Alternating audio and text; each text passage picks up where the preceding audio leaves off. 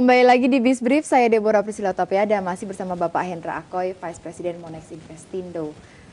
Investasi emas masih menarik dan menjadi primadona dalam masyarakat, entah itu masyarakat tua begitu atau muda, anak-anak muda. Tapi yang harus dicermati adalah resiko dari investasi dalam emas, begitu Pak Hendra. Kalau tadi Anda katakan bahwa masalah jangan percaya deh kalau ada yang janjiin fixed income, itu apa sih maksudnya, gimana tuh? Jadi gini, saat ini yang beredar di masyarakat umum itu sudah banyak sekali investasi emas yang beredar, terutama fixed income. Cuman modelnya variasi. Seperti apa? Yang paling gampang adalah misalnya ada emas 1 kilo, Anda beli emas 1 kilo, harganya di markup 30% daripada harga aslinya. Contoh misalnya harga aslinya adalah 500.000, harga tersebut di markup menjadi 600.000. Lalu Anda tiap bulannya mendapatkan fixed income. Nah itu yang seperti itu tidak ada dan nggak benar itu investasinya. Selama ini tidak benar ketika ada tawaran seperti itu, pasti ujungnya akan penipuan. Betul. Kalau Anda baca di Twitter, di sosial media, di Facebook, itu sudah marak sekali. Yang seperti itu udah gagal bayar. Tapi kenapa masyarakat ketika sudah banyak kasus-kasus penipuan emas, begitu ya, investasi dalam bentuk emas, tapi tetap tertipu gitu? Kenapa tidak bisa mewaspadai resiko ini terlebih dulu? Mungkin kan yang pertama mereka tidak teredukasi secara baik dan benar tentang investasi tersebut. Yang kedua, masyarakat kita itu lebih pengen cepet kaya ya kayaknya. Pengen cepet kaya sehingga apa aja yang ditawarin diambil. Ya asal untung tanpa melihat resikonya. Jadi tipsnya adalah jangan percayai ketika ada tawaran investasi emas sifatnya fixed income. Fixed income, karena tidak mungkin ya. Tidak mungkin, cuma ada dua, fisik atau online trading. Online trading di perusahaan seperti kami. Nah untuk online trading yang paling penting adalah pastikan perusahaannya itu teregulasi di bursa. Itu juga penting. Ketika saya, contoh begitu ya, ingin investasi emas online trading, tapi perusahaan yang saya pilih itu salah, itu juga harus diwaspadai ya? Iya, karena bursa kita sendiri sudah menentukan perusahaan mana saja yang teregulasi. Anda bisa cek di websitenya Bursa Berjangka Jakarta. Ini juga suatu info untuk mengetahui untuk mengetahui perusahaan-perusahaan yang tercatat ya. Harus teregulasi bursa. Itu yang paling penting. Dan bisa dicek di websitenya. Di websitenya bursa, betul. Bursa Berjangka. Itu tadi emas. Kalau emas begitu menarik, kita punya grafis tentang bentuk investasi yang paling diminati. Mungkin bisa ditampilkan di layar televisi dan juga di plasma. Ini hasil riset dari The Future Standard Chartered tahun 2011. Ada 2 bentuk. Ini setelah emas, Pak Hendra. Jadi setelah emas ada 2 bentuk investasi yang paling diminati. Yang pertama ada properti dan deposito. Properti, kalau emas tidak mengenal tingkat inflasi, tapi terpengaruh kurs juga begitu ketika online trading ya. Fisik juga pengaruh. Fisik juga pengaruh ya. Kita ke properti. Kalau properti ini termasuk bentuk investasi yang cukup beresiko juga karena terpengaruh oleh suku bunga ya. Tapi apa yang harus dicermati nih? Kalau properti sebetulnya investasi yang aman juga. Dari sisi yang penting dia fisik.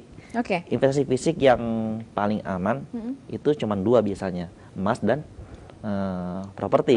Karena harga tanah dengan harga emas itu biasanya sama, tiap tahun naik. Tidak ada yang namanya harga tanah itu turun, itu tidak ada, kecuali bubble seperti di Inggris ketika itu. Tapi saat ini kemungkinan bubble harga properti di Indonesia kecil kemungkinannya.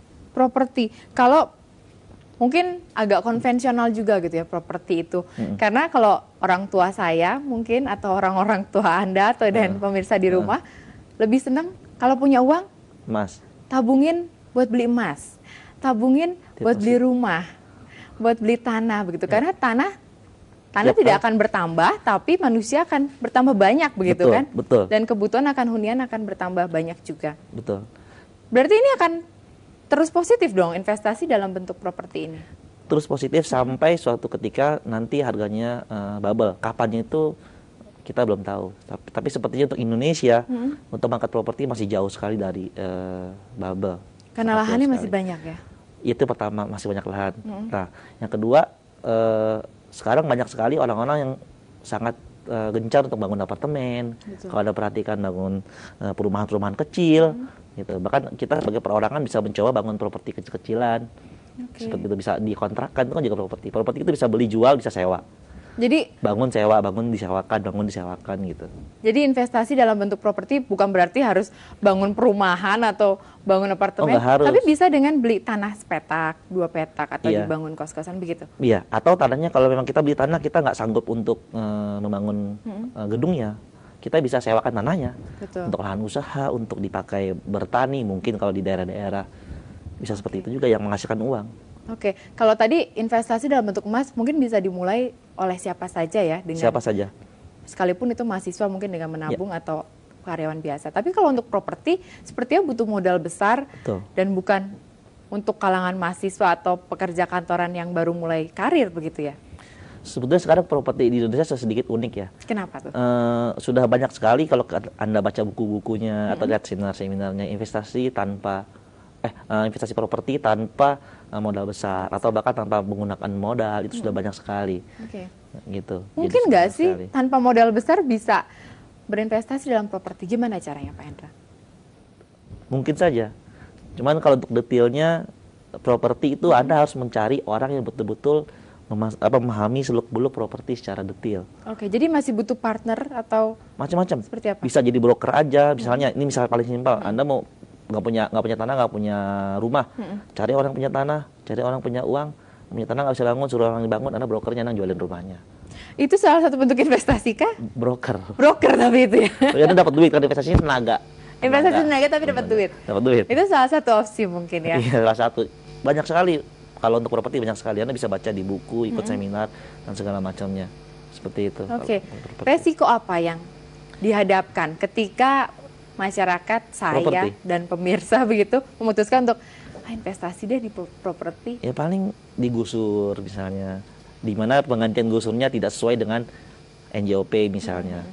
Yang kedua, kalau kita bangun rumah kebakaran, itu kan juga menjadi resiko. Cuma resikonya lebih sifat yang bencana alam atau sifatnya bukan karena faktor harga.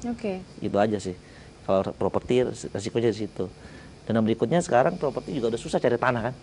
Apalagi di Jakarta ya? Apalagi di Jakarta, makanya sekarang orang propertinya ke apartemen. Oke, lebih ke atas, tidak melebar. Baik sekali tips yang Anda sampaikan tentang properti. Nanti di segmen berikutnya kita akan bahas mengenai deposito tadi. Salah satu bentuk investasi yang paling dinikmati. Oke, pemirsa, Bisbrief akan segera kembali sesaat lagi.